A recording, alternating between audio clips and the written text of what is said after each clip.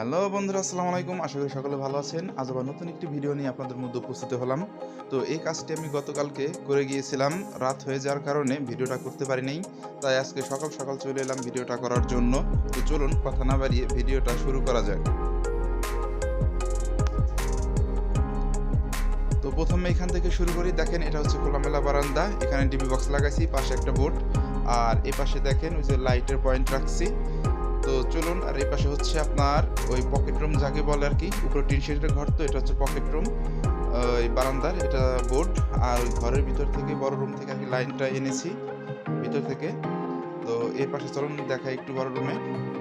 তো যে বাম পাশে যে এই যে বোর্ডটা দেখতে পারতেছেন, এটা হচ্ছে টিভির লাইন। মানে টিভির জন্য একটা সকেট করে দিয়েছি, আর এটা মেন বোর্ড। আর তার পাশে টান দিয়ে নিয়ে এখানে দেখেন একটা ফ্রিজের লাইন করে দিয়েছি।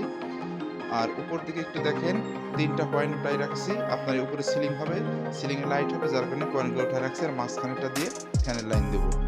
আর এই ডাইন পাশে যেটা দেখতে পাচ্ছেন, এটা হচ্ছে আপনার বেড সকেট সিস্টেম করছি। সেম কাজ ওই পাশেও করা হয়েছে। চলুন এখন ওই পাশে পকেট রুমটা আপনাদের দেখাই।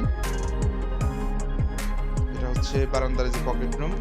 তো এখানে দেখেন মিটার লাইন হবে এখানে।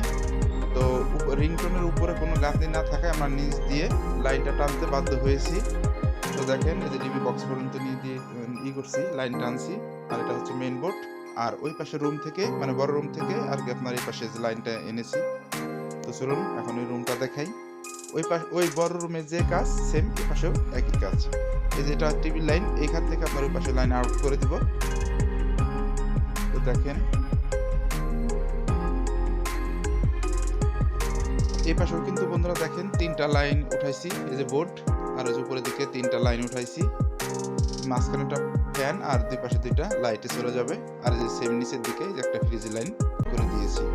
তো বন্ধুরা, কাজটি কেমন হয়েছে অবশ্যই কমেন্ট করে জানাবেন। আর কোথাও ভুল হয়ে থাকলে অবশ্যই কমেন্ট করে জানিয়ে দিবেন, আমি সংশোধন করে দেওয়ার চেষ্টা করব। যেটা হচ্ছে আপনার বেড সকেট ওই পাশের মতো দিয়ে দিয়েছি একটা। তো সবাই ভালো থাকবেন, সুস্থ থাকবেন। পরবর্তী নতুন একটি ভিডিওতে আপনাদের সঙ্গে আবার দেখা হবে ইনশাআল্লাহ। তো সবাই ভালো থাকেন, সুস্থ থাকেন, আমার জন্য দোয়া করবেন। আসসালামু আলাইকুম।